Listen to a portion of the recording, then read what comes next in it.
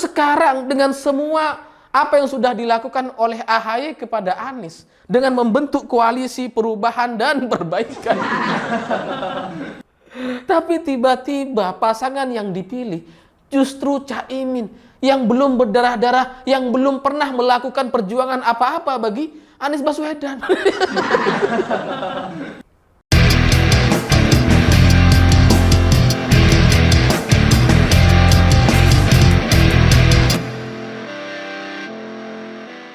Selamat malam para mantan, selamat malam untuk semua mantan-mantan kalian yang bertahun-tahun pacaran dengan kita, tapi pada akhirnya memilih menikah dengan orang yang baru dikenal selama beberapa bulan.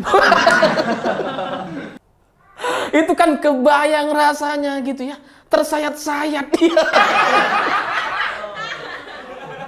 Nah, cerita-cerita semacam itu bagi saya jadi mirip sekali dengan cerita hubungan antara Partai Demokrat dengan Anies Baswedan. Karena keduanya sudah membangun koalisi, sudah bikin tim 8 gitu ya. AHY lah yang menginisiasi koalisi perubahan. Tapi tiba-tiba Anies Baswedan memilih Caimin sebagai cawapresnya. Karena ini sudah di luar Nurul gitu ya. Bukan cuma di luar nalar, di luar Nurul. Karena Caimin ini tidak pernah ada dalam pembahasan, tidak pernah dipertimbangkan. Sebelumnya yang menjadi bahasan, yang diceritakan, yang diberitakan, kan kemungkinannya adalah Yeni Wahid, Khofifah, Mahfud MD. Gak ada nama Caimin, tapi tiba-tiba belum Caimin sebagai cawapres. Itu kan menyakitkan sekali gitu. Orang yang tidak pernah diperhitungkan, orang yang sebelumnya tidak pernah menjadi bagian dari bahasan dari tim 8, tidak pernah dibahas sama PKS dan Nasdem, lah kok tiba-tiba jadi cawapres, apa yang ditawarkan ini? Dan yang memberitahu keputusan ini itu bukan Anies Baswedan sendiri, tapi hanya mengutus seorang Sudirman Said. Karena Anies kayaknya takut tuh. Takut untuk bertemu dengan AHY gitu. Karena kebayang. Selama berbulan-bulan bikin tim 8, makan bareng di restoran Padang. Lah kok cawapresnya bukan AHY? Jadi kebayang nggak? Kesetiaan Demokrat dan tim 8 yang sudah dibentuk sama AHY, koalisi perubahan yang diinisiasi sama AHY, justru kemudian dikhianati dan Anies memilih Caimin. Dan ini agak mengagetkan semua pihak gitu ya. Nggak cuma kita, Partai Demokrat juga kaget karena sebelumnya, beberapa hari sebelumnya ketika Anies bertemu dengan SBY, itu Anies ketika ditanya sama wartawan, kita sudah tidak lagi membahas soal cawapres. Itu udah selesai, kita sudah solid, kita sudah siap untuk berlayar. Yang kita bahas hari ini adalah strategi pemenangan. Cawapres sudah selesai. 3 partai sudah solid, sudah setuju, siap untuk berlayar. Dan kita tahu waktu itu, berarti kalau sudah siap berlayar, sudah solid 3 partai, berarti pasti AHY ini. Lah kok tiba-tiba Caimin ini dari mana? Perubahannya cepat sekali gitu. Tapi bagi saya pribadi, saya ketika melihat kejadian itu semalam dengan banyaknya pemberitaan kekecewaan terkait Partai Demokrat kepada Anies Baswedan, saya terus terang jadi teringat dengan peristiwa tahun 2019 lalu karena mirip sekali gitu ya. Ketika Prabowo datang bertemu dengan SBY gitu ya, kemudian setelah pulang dari rumah SBY, Prabowo justru mengumumkan Sandiaga sebagai cawapresnya. Mirip gitu. Ya meskipun yang ini masih ada jaraknya, tapi mirip lah. Anies juga sudah ketemu dengan SBY, ketemu dengan PKS, ketemu dengan Surya Paloh gitu ya. Sudah bicara soal strategi pemenangan, seolah-olah cawapresnya sudah pasti AHY gitu ya. Tapi pulang-pulang dikirim Sudirman Said untuk menyampaikan bahwa Anies memilih Caimin. Mirip gitu. Kalau tahun 2019 lalu Demokrat sangat kecewa dengan Prabowo dan kemudian menyebut Prabowo sebagai Jenderal Kardus. Nah, hari ini Demokrat berurusan dengan kardus duren. Ya, karena Caimin ini ada kasus kardus duren gitu ya. Jadi nampaknya Demokrat punya masalah sendiri dengan kardus itu. Dari Jenderal Kardus ke kardus duren. Ditikung sama kardus duren. Makanya semalam gitu ya, itu Partai Demokrat itu kayaknya sangat emosional sekali sampai kemudian menginstruksikan untuk semua kadernya untuk mencopot semua baliho-baliho yang ada wajah Anies Baswedan. Jadi copot semua gitu. Ya karena sebelumnya kan Anies AHY salaman gitu ya, foto bareng berpasangan gitu kan. Tapi semalam gara-gara keputusan Sudirman Said ini, gara-gara keputusan Anies Baswedan yang mengutus Sudirman Said untuk menyampaikan keputusan bahwa Anies sudah memilih Caimin, ini Demokrat langsung copot semua balihonya.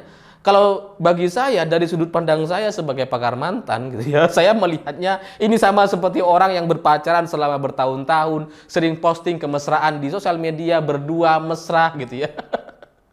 Tapi setelah putus, dihapus-hapusin semua dan saling blokir satu sama lain. Blokir. Makanya semalam Partai Demokrat itu kadernya bergerak.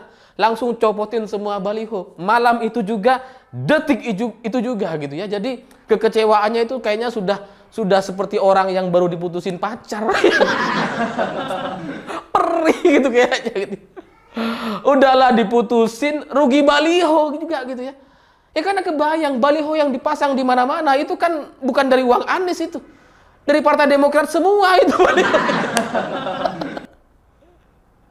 Tapi ya terpaksa harus dicopotin semua meskipun sudah mereka keluar uang, sudah cetak baliho mahal-mahal, tetap harus mereka copot dan turunkan semua demi sebuah sikap untuk menegaskan bahwa Partai Demokrat kecewa sekali dengan keputusan Anies Baswedan.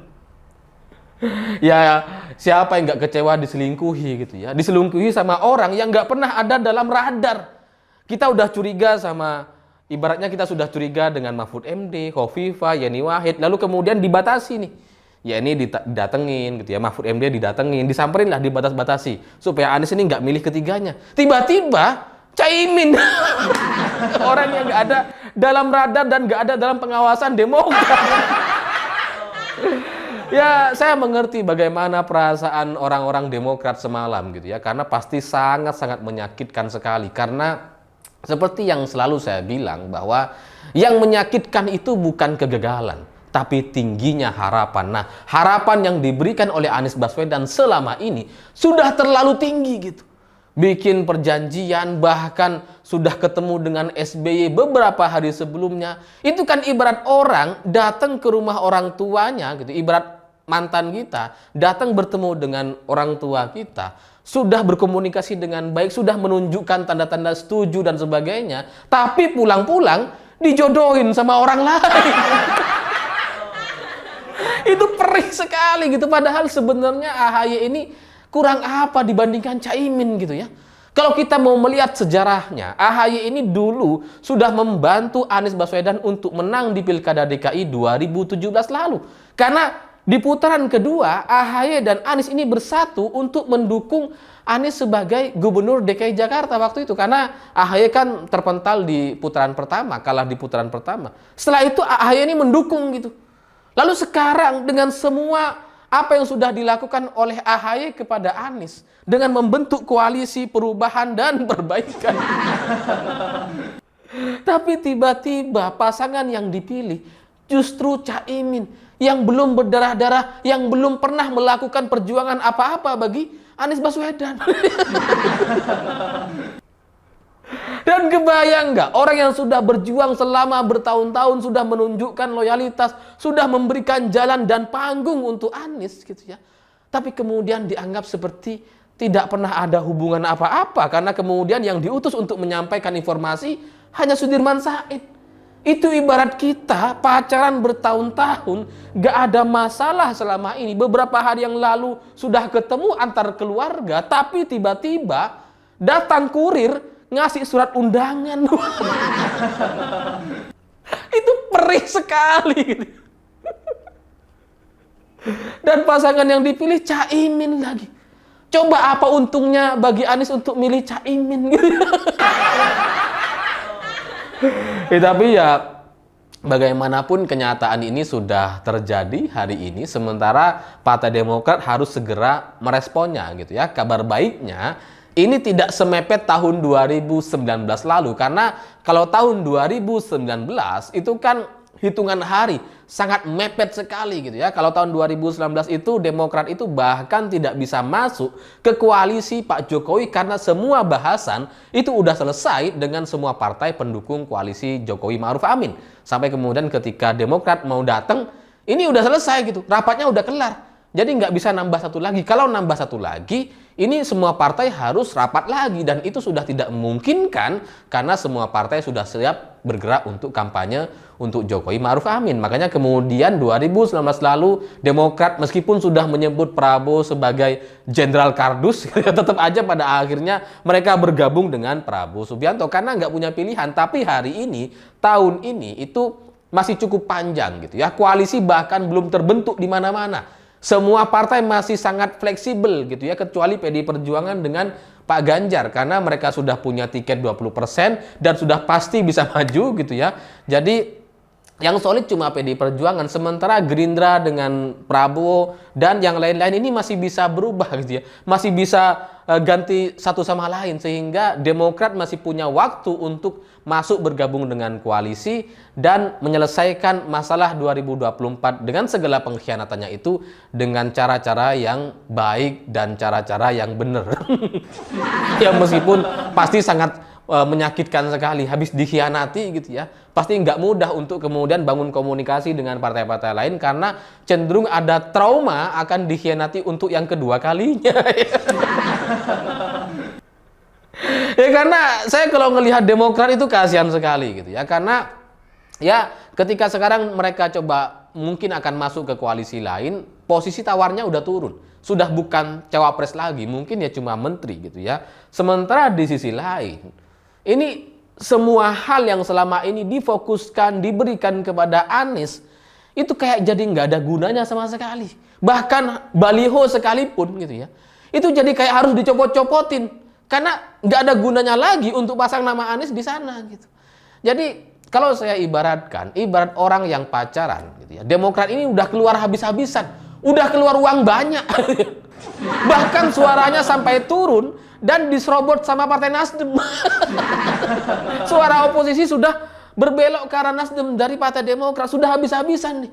Udah memperjuangkan banyak hal gitu ya, tapi kemudian dilepeh dan kemudian tidak memilih AHY sebagai cawapresnya. Jadi ya logistik sudah habis gitu ya, baliho harus diturunkan gitu ya, cawapres nggak dapat, suara sudah turun, udah habis-habisan. Ibarat orang pacaran bertahun-tahun nggak dapat apa-apa, nggak ada kepastian, terus kemudian pasangannya nikah sama orang lain. Itu pasti sangat menyakitkan sekali. Tapi ya pada akhirnya ini harus dihadapi, kenyataan ini harus diselesaikan. Dan menurut saya bagi Partai Demokrat, kalau memang ingin 2024 lebih baik dari sekarang, minimal tidak 3% seperti yang disampaikan oleh survei LSI Deni CA.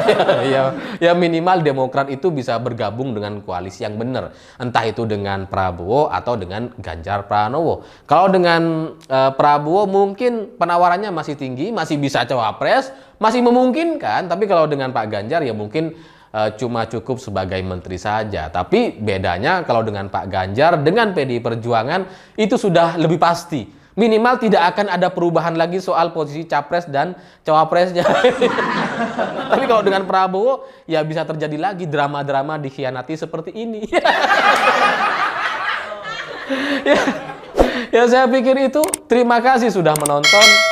Begitulah kura-kura.